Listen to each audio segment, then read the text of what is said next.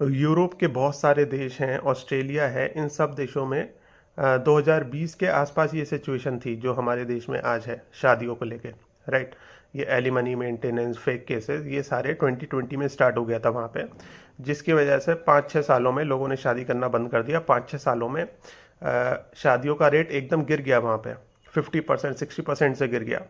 ये सब चीज़ें देख के वहाँ के जो बिजनेसमैन थे, गवर्नमेंट थी, वो सब घबरा घबरा गए। उनको समझ में आ गया कि भाई अब ये लोग शादी नहीं करने वाले हैं। हालांकि उन्होंने पिछले 5 सालों में काफ़ी फोर्स किया, काफ़ी मतलब ऐसे कैंपेन वगैरह चलाए जहाँ पे उन्होंने लोगों से बोला कि भाई शादी करो, बच्चे पैदा करो। लेकिन वही बात है, बोलने से नहीं होंगी वो चीज़ें, है ना। तो वो उन्होंने काफ़ी कोशिश करी लेकिन लोगों ने उनकी बात सुनी नहीं। पॉपुलेशन गिरने लगी, मैरिज रेट गिरने लगा। तो अब वहाँ की गवर्नमेंट्स ने क्या किया, बाहर से मुस्लिम्स को बुलाया, मतलब अफ्रीकन और मिडल ईस्ट नेशन से मुस्लिम्स इमिग्रेशन को बुला के अपने देशों में बसाना शुरू कर दिया। और जिसकी वजह से अब वहाँ पे मुस्लिम्स की पॉपुलेशन बहुत तेज़ी से बढ़ने लगी है, बहुत ज़्यादा हो गई है। और अब वहाँ पे क्लैशेस होने शुरू हो गए, प्रोटेस्ट होना शुरू हो गई है। जो वहाँ की लोकल पॉपुलेशन है, वहाँ के क्रिश्चियंस थे, उनके साथ अब उनकी बन नहीं रही है, तो वो प्रोटेस्ट कर रहे हैं और अपनी गवर्नमेंट से मांग कर रहे हैं कि इन्हें वापस भेजो, इन मुस्लिम्स को वापस भेजो उनके देश में। लेकिन वहाँ के जो लोग हैं वो बड़े, मतलब मैं कहूँगा उनको समझ में नहीं आ रहा कि भाई गवर्नमेंट ही उनको बुला रही है।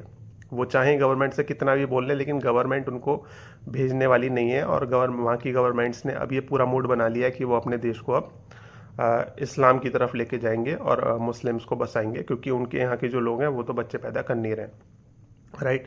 ऐसा बहुत सारे देशों में हो रहा है आज के टाइम में, और बहुत तेज़ी से वहाँ पे इस्लाम फैल रहा है। सिमिलर सिचुएशन हमारे इंडिया में बनना शुरू हो गई है। आपने देखा होगा रिसेंटली हमारी जो गवर्नमेंट है, हमारी जो मोदी गवर्नमेंट है, उसका धीरे धीरे झुकाव अब जो है इस्लाम की तरफ बढ़ने लगा है। रिसेंटली यूजीसी आपने देखा, राइट, हिंदुओं को आपस में लड़ाने के लिए। और आने वाले टाइम में बहुत सारे आपको दंगे भी देखने को मिलेंगे हमारे समाज में।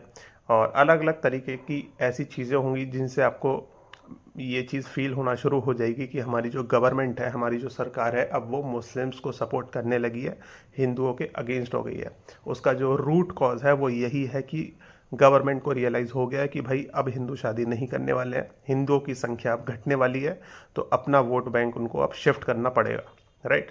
तो ये एक रूट कॉज है जिसकी वजह से हमारे कंट्री में भी इस मुस्लिम्स की पॉपुलेशन बढ़ना शुरू हो सकती है, होगी आने वाले टाइम में, और हिंदुओं की संख्या कम होना शुरू होगी। जो उसका रूट कॉज है वो मैंने आपको बता दिया। Alimony maintenance, gender based laws है रूट कॉज, जिसकी वजह से हिंदुओं की पॉपुलेशन अब कम होना शुरू हो जाएगी। जब तक इन कॉजेज़ पे काम नहीं होगा, तब तक हिंदुओं की पॉपुलेशन कम ही होती रहेगी लगातार। आप चाहें जितना हिंदुओं को बोलो कि भाई 25 साल तक शादी कर लो, 3-3 4-4 बच्चे पैदा करो, आप चाहें जितना बोलो, वो नहीं करने वाले।